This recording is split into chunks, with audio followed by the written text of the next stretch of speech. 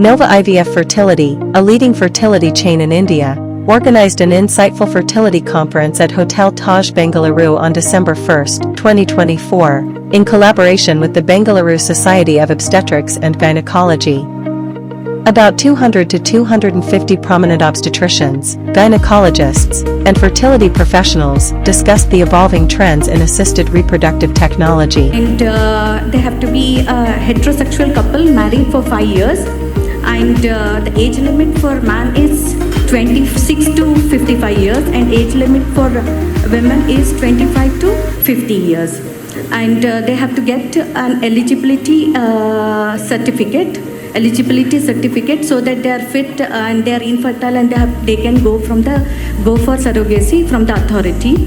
And the intending women can also be a widow or divorced. And the surrogacy has to commercial surrogacy is completely banned. It's only altruistic surrogacy is allowed. And somebody donating and somebody having a child. What happens when they come to inherit the property ancestral? No, I'm just as per the law and as per the forms that the couple signs, the child has absolutely the same right born out of the donor game that they have of whether it's a natural conception or of self-raise. So there is no difference between the inheritance laws. In the first instance itself, they sign a consent form that says that this is going to be their own child, irrespective of where the genetic material comes from. Good afternoon, I'm Dr. Aviva Rodriguez. I'm the Senior Consultant and Clinical Director at Nova's Basveshwanagar Center. We have been the first center that Nova ever put up. We started with one center in Bangalore and one in Ahmedabad, and now we are 92 centers all over India.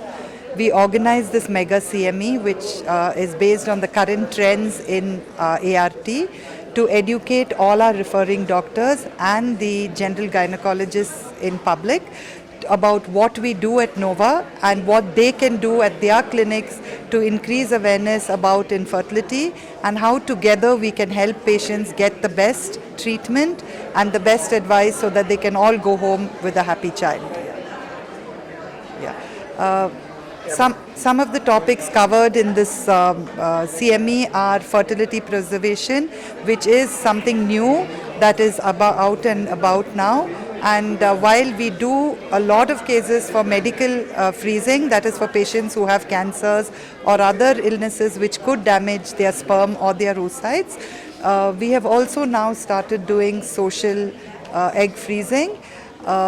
While we do not advocate this as a means to have a child easily, or we choose the patients who come for social freezing ethically, there are a lot of conditions now which, because of changing demographics, people are getting married later, they are having babies later, people have equal opportunity at the workplace, so they do not want to interrupt their careers.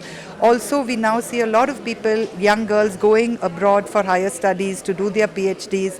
We know they're not going to come back till they're 37, 38, and all these are indications today for egg freezing. But again, I would like to reiterate that egg freezing is not a substitute to natural childbirth, but after ethical consideration, we are offering it to some young women who need it. ಎಲ್ರಿಗೂ ನಮಸ್ಕಾರ. ನನ್ನ ಹೆಸರು doctor Mahesh ಕೋರೆಗೋಳ್ ಅಂತ. ಈ ನೋವಾ IVF fertility ಅಂತ ಒಂದು ಬಂಜೆತನ ನಿವಾರಣಾ ಒಂದು ಆಸ್ಪತ್ರೆ ಅಥವಾ ಇನ್ಫರ್ಟಿಲಿಟಿ ಅಥವಾ IVF ಚೈನ್ ಅಂತ ಹೇಳ್ಬೋದು. ಸೊ ಭಾರತಾದ್ಯಂತ ಸುಮಾರು 100ರಷ್ಟು ಶಾಖೆಗಳನ್ನು ಹೊಂದಿರೋ ಒಂದು IVF ಸಂಸ್ಥೆ ನೋವಾ IVF ಫರ್ಟಿಲಿಟಿ ಅಂತ. ನಾನು ಡಾಕ್ಟರ್ ಮಹೇಶ್ ಕೋರೆಗೋಳ್ ಅಂತ, ಅದರಲ್ಲಿ senior fertility consultant, clinical director ಹಾಗೂ ನ್ಯಾಷನಲ್ ಸ್ಟ್ರಾಟಜಿ ಡೈರೆಕ್ಟರ್ ಅಂತ ಒಂದು ಹುದ್ದೆಯಲ್ಲಿದ್ದೀನಿ. ಇವತ್ತು ನಾವು ಒಂದು ವಾರ್ಷಿಕ ಅಥವಾ ಒಂದು ಕಾನ್ಫರೆನ್ಸ್ ಅಂದರೆ ಒಂದು ಸಮ್ಮೇಳನ, ವೈದ್ಯರ ಸಮ್ಮೇಳನವನ್ನು ಮಾಡ್ತಾಯಿದ್ದೀವಿ. ಬೆಂಗಳೂರು ಸೊಸೈಟಿ ಆಫ್ ಗೈನಕಾಲಜಿಸ್ಟ್ ಅಂದರೆ ಬೆಂಗಳೂರಿನ ಒಂದು ಖ್ಯಾತ ಸ್ತ್ರೀರೋಗ ತಜ್ಞರ ಒಂದು ಸಂಘದ ಜೊತೆಗೆ ನೋವಾ IVF ಫರ್ಟಿಲಿಟಿ ಜೊತೆಗೆ ಒಂದು ಸಮ್ಮೇಳನವನ್ನು ಏರ್ಪಡಿಸಿದ್ದೀವಿ. ಇವತ್ತು ಲೇಟೆಸ್ಟ್ ಕಟ್ಟಿಂಗ್ ಎಡ್ಜ್ ಟೆಕ್ನಾಲಜಿ, ಅತ್ಯಾಧುನಿಕ ಏನು ಟ್ರೀಟ್ಮೆಂಟ್ ಆಪ್ಷನ್ಸ್ ಇದ್ದಾವೆ, ಇವತ್ತು ಮಕ್ಕಳಾಗದೇ ಇರುವಂಥ ಒಂದು ದಂಪತಿಗಳಲ್ಲಿ ಏನು ಸಮಸ್ಯೆ ಕಂಡು ಬರ್ತಾ ಇದ್ದಾವೆ, ಈಗ ಅದರಲ್ಲಿ ಯಾವ ಥರ ನಾವು ಚಿಕಿತ್ಸೆಯನ್ನು ಹೊಸ ವಿಧಾನಗಳನ್ನ ಅನುಸರಿಸ್ತಾ ಇದ್ದೀವಿ, ಇದೆಲ್ಲವನ್ನು ನಾವು ಇವತ್ತಿನ ಈ ಸಮ್ಮೇಳನದಲ್ಲಿ ವೈದ್ಯರಿಗೆ ನಾವು ತಮ್ಮ ಕಟ್ಟಿಂಗ್ ಎಜ್ ಟೆಕ್ನಾಲಜಿಯ ಒಂದು ಬಗ್ಗೆ ಎಲ್ಲ ಮಾಹಿತಿಗಳನ್ನ ಹಂಚ್ಕೋತಾ ಇದ್ದೀವಿ. ಲೇಟೆಸ್ಟ್ ಅಡ್ವಾನ್ಸಸ್ಸು ಎಲ್ರಿಗೂ ಗೊತ್ತಾಗೋದಿಲ್ಲ. ಆದ್ದರಿಂದ ನಮ್ಮಲ್ಲಿ ಏನು ಮಾಡ್ತಾ ಇದ್ದೀವಿ, ಹೊಸ ಹೊಸ ಬ್ರ್ಯಾಂಚಸ್ಸು ಏನು ಇನೋವೇಷನ್ ಮಾಡಿದ್ದೀವಿ. ಈಗ ಜೀವನ ಶೈಲಿಗೆ ತಕ್ಕಂತೆ ಹೊಸ ಹೊಸ ಸಮಸ್ಯೆಗಳು ಉದ್ಭವ ಆಗ್ತವೆ. ಮುಂಚೆ ಮಕ್ಕಳಾಗೋದು ಅಷ್ಟೇನು ಸಮಸ್ಯೆ ಆಗ್ತಿರಲಿಲ್ಲ, ಬಟ್ ಇವತ್ತಿನ ಕಾಲದಲ್ಲಿ ಮಕ್ಕಳಾಗೋದು ತುಂಬ ಸಮಸ್ಯೆ ಆಗ್ತಾಯಿದೆ, ಅಷ್ಟು ಸುಲಭವಾಗಿ ಆಗ್ತಾಯಿಲ್ಲ. 6 ದಂಪತಿಗಳಲ್ಲಿ 1 ದಂಪತಿಗಳಿಗೆ ಮಕ್ಕಳಾಗೋದ್ರಲ್ಲಿ ಸಮಸ್ಯೆ ಕಂಡು ಬರ್ತಿದೆ ಅಂತ ವೈಜ್ಞಾನಿಕವಾಗಿ ಕಂಡು ಬಂದಿದೆ. ಸೊ ಜಸ್ಟ್ ಇಮ್ಯಾಜಿನ್ ಮಾಡಿ ಎಷ್ಟು ಜನ ಇರ್ತಾರೆ. ನಾವು ಭಾರತದಲ್ಲಿ ಇಷ್ಟು ಸಂಖ್ಯೆ ಇದೆ ಅಂತ ಅನ್ಕೋತೀವಿ, ಆದರೆ ಅಷ್ಟೇ ಸಂಖ್ಯೆಯಲ್ಲಿ ಮಕ್ಕಳು ಆಗದಿರೋರು ಕೂಡ ಇದ್ದಾರೆ. ಸೊ ಎಷ್ಟೊಂದು ಯುರೋಪಿಯನ್ ರಾಷ್ಟ್ರಗಳು ಮತ್ತು ಬೇರೆ ಬೇರೆ ರಾಷ್ಟ್ರಗಳಲ್ಲಿ ನೆಗೆಟಿವ್ ಪಾಪ್ಯುಲೇಷನ್ ಡಿಗ್ರೋತ್ ಆಗ್ತಾ ಇದೆ, ಅಂದರೆ ಹುಟ್ಟೋ ಮಕ್ಕಳ ಸಂಖ್ಯೆ ಕ್ಷೀಣಿಸ್ತಾ ಇದೆ. ಈ ಸಂದರ್ಭದಲ್ಲಿ ನಾವು ಯಾವ ಥರ ಇದು ಪ್ರೊಸೆಸ್ ಯಾಕೆ ಹಿಂಗೆ ಆಗ್ತಾಯಿದೆ, ಈ ಪ್ರೊಸೆಸ್ಸನ್ನು ಯಾಕೆ ಈ ಥರ ನಾವು ಆಗದೇ ಇರೋರು ಕಮ್ಮಿ ಆಗ್ತಾ ಇದ್ದಾರೆ, ಪುರುಷರಲ್ಲಿ ವೀರ್ಯಾಣು ಕೊರತೆ ಆಗ್ತಾ ಇದೆಯಾ, ಸ್ತ್ರೀಯರಲ್ಲಿ ಅಂಡಾಣು ಕೊರತೆ ಆಗ್ತಾ ಇದೆಯಾ, ಬೇರೆ ಬೇರೆ ಏನಾದರೂ ಹೊಸ ಜೀವನ ಶೈಲಿ ಲೈಫ್ ಸ್ಟೈಲ್ ರಿಲೇಟೆಡ್ ರೋಗಗಳು ಬರ್ತಾ ಇದ್ದಾವ, ಇದರಿಂದ ಏನಾದರೂ ನಮಗೆ ಸಮಸ್ಯೆ ಜಾಸ್ತಿಯಾಗಿ ನಮಗೆ ಮಕ್ಕಳಾಗೋದ್ರಲ್ಲಿ ಒಂದು ಸಮಸ್ಯೆ ಕಂಡು ಬರ್ತಾ ಇದೆಯಾ ಅಂತ ಎಲ್ಲ ಆಧುನಿಕ ಒಂದು ಸ್ಟಡಿ ಮಾಡಿದ್ದಾರೆ. ಆ ಸ್ಟಡಿ ಬಗ್ಗೆ ನಾವು ಹಂಚ್ಕೋತಾ ಇದ್ದೀವಿ. ನಮ್ಮಲ್ಲಿ ಇರುವಂಥ ಒಂದು ಜೀವನ ಶೈಲಿ, ಅಂದರೆ ಇವತ್ತಿಗೆ ಮದುವೆ ಆಗೋದು ಲೇಟ್ ಆಗ್ಬೋದು, ಮಕ್ಕಳಾಗೋದು ನಾವು ಕರಿಯರ್ ವೈಸ್ ಆಗಲಿ ಅಥವಾ ಒಂದು ಪ್ರೊಫೆಷನ್ ಆಗಲಿ ಅಕಾಡೆಮಿಕಲಿ ಆಗಲಿ ಲೇಟಾಗಿ ಮದುವೆ ಮಾಡ್ಕೋಬೋದು, ಲೇಟಾಗಿ ಮಕ್ಕಳು ಮಾಡ್ಕೋಬೋದು. ಅವಾಗ ಎಗ್ ಅಂದರೆ ಮೊಟ್ಟೆಗಳನ್ನು ನಾವು ಶಿಥಿಲೀಕರಣ ಫ್ರಿಜ್ಜಲ್ಲಿ ಇಡ್ಬೋದು. ನಾಳೆ ಅವರು ಮದುವೆ ಆದಮೇಲೆ ಅಥವಾ ಯಾವಾಗ ಮಕ್ಕಳು ಮಾಡ್ಕೋಬೇಕಂತಾರೆ ಅವಾಗ ಯಾವುದೇ ಸಮಯದ ಒತ್ತಡ ಇಲ್ಲದೆ ನಾವು ಫ್ರೀಸ್ ಮಾಡಿರೋ ಎಗ್ಗನ್ನು ತೆಗೆದು ಒಂದು ಮಕ್ಕಳು ಮಾಡ್ಕೊಳ್ಳೋ ವ್ಯವಸ್ಥೆ ಕೂಡ ಇವತ್ತು ಅಂಥ ಟೆಕ್ನಾಲಜಿ ಕೂಡ ಇದೆ.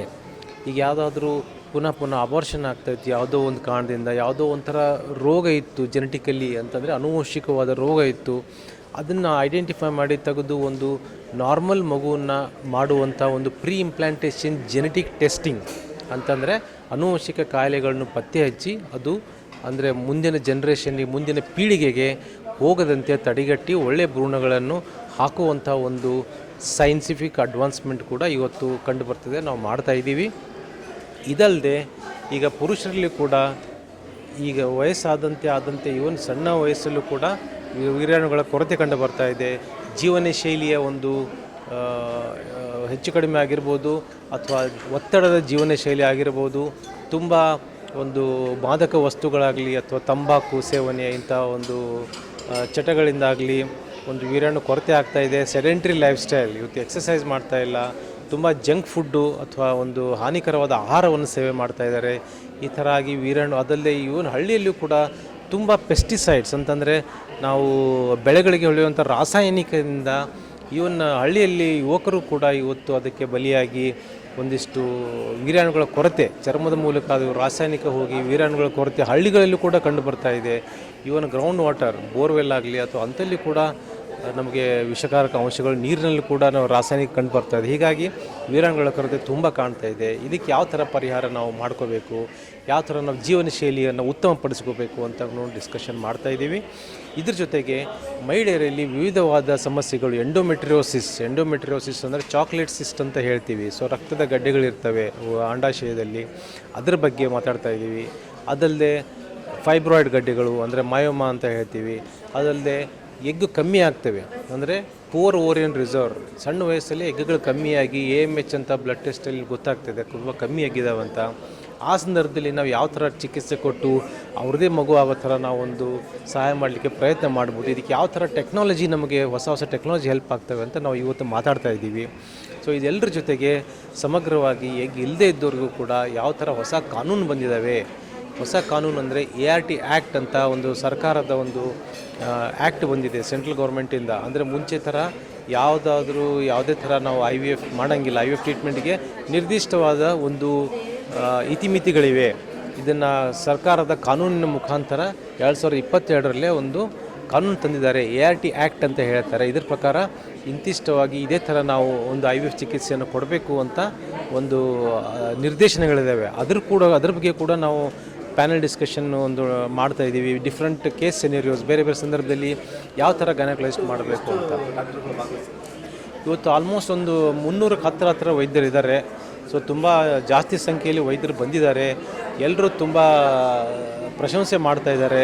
ಅವರಿಗೆ ಯಾವ ವಿಷಯದಲ್ಲಿ ಕನ್ಫ್ಯೂಷನ್ ಇತ್ತು ಪ್ರಾಕ್ಟೀಸ್ ಮಾಡುವಾಗ, ಯಾವ ವಿಷಯ ಅವರಿಗೆ ಗೊತ್ತಾಗ್ತಿರಲಿಲ್ಲ, ಎಲ್ಲದರ ಬಗ್ಗೆ ಡಿಸ್ಕಷನ್ ನಡೀತಾ ಇದೆ.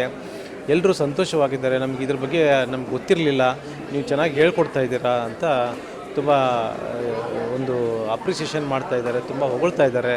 ಸೊ ಇದೆಲ್ಲ ನೋಡೋದಕ್ಕಾಗಿ ನಾವು ಈ ಕಾನ್ಫರೆನ್ಸು ಸಮ್ಮೇಳನ ಏರ್ಪಡಿಸಿದ್ದಕ್ಕೂ ಕೂಡ ಎಲ್ಲ ಗೈನಕಾಲಜಿಸ್ಟು ಬೆಂಗಳೂರಲ್ಲಿ ತುಂಬ ಸಹಾಯವಾಗಿದೆ. ಆದ್ದರಿಂದ ಥ್ಯಾಂಕ್ ಯು.